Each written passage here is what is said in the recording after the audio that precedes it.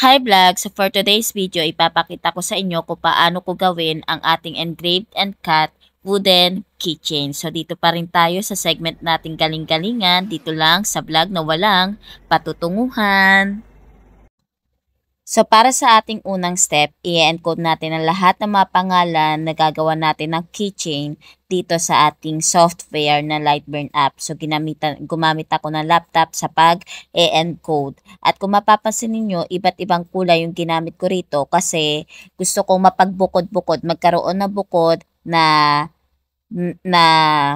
element ang bawat pangalan at pagkakat nito, honey. So, kapag binura ko o kapag hinide ko yung kulay black at saka yung kapartner niya, yung pagkakat, pwede kong i-hide nang hindi nawawala yung kulay red. Iyon yung kagandahan kapag iba-iba pa nga, iba't iba ang kulay na gagamitin natin dito sa Lightburn app.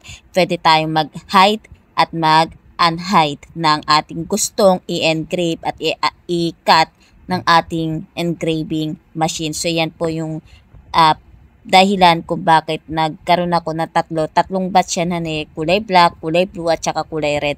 Kasi kung ang gusto ko lang i-engrave ay yung kulay red, pwede kong i-hide yung dalawa.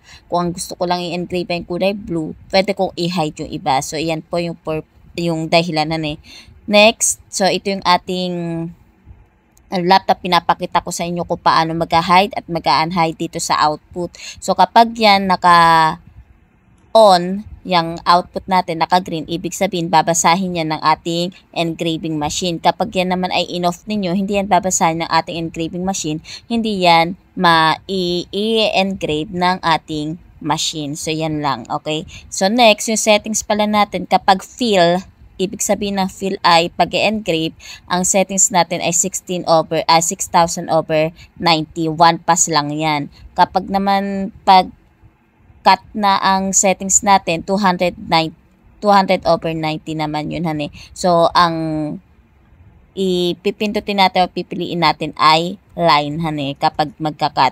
Kapag mag-engrave ay fill, okay? Tapos, ang settings natin, iba pang settings natin yung sa interval ay 0.08 sa engraving sa fill.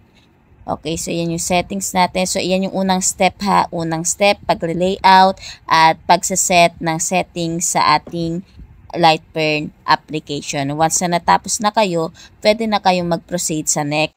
Okay, proceed tayo dito sa ating step number 2. Isa-set up na natin itong ating engraving machine. So, nandito na, ilalatag ko na itong aking plywood na malinis.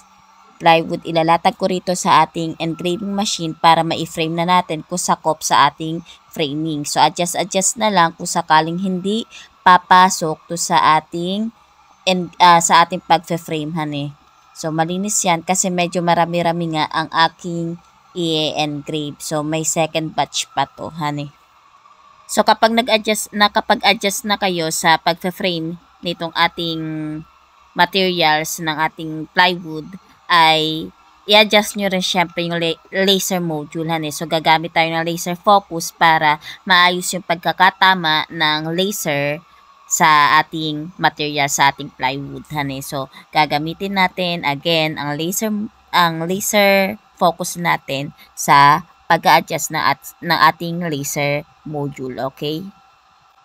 So, kung okay na tayo sa ating adjustment, sa ating laser module, proceed na tayo. Pwede na nating pindutin yung start button sa ating laptop o sa ating software na Lightburn, okay? Para makapagsimula na tayo sa pag-engrave. So, yun na yung next step natin. Step number 3, pag-start ng ating laser pag-engrave, okay? So, ito na.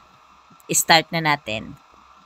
Okay, so nandito na tayo sa step number 3 natin, ang pag-start ng ating engraving process. So, kung mapapansin niyo dito sa aking pag-engrave na unang natapos itong una at pangalawang pangalan kasi binukod ko nga yan. Iyan yung nakita nyong ibang kulay kanina sa aking laptop kasi binukod ko yan ng element.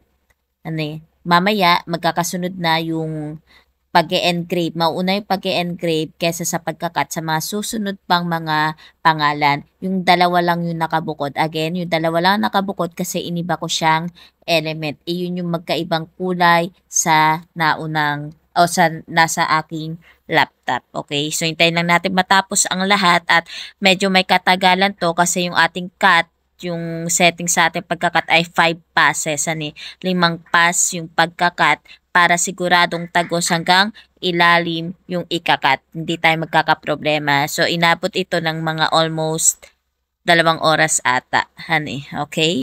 So, makalipas ang ilang oras, 2.5 oras, sa wakas ay natapos na tayo sa pag-engrave at pagkakat ng ating mga wooden keychain. So, engraving and cutting pa lang to. Wala pa tayo sa part na pagkakabit ng keyrings, yung palawit mismo. Hindi pa natin yung nagagawa kasi nga medyo marami to kaya tumagal yung pag-engrave at pagkakat natin. So, sa next video ko na ipapakita yung pag-assemble, pagpapak, at pagdidikit o yung paglalagay ng keyrings dito sa ating mga wooden keychain. Again, so ito na yung ating mga na-engrave at nakat. First batch pa lang to ng ating mga na-engrave at nakat na wooden keychain para sa Teacher's Day. Okay?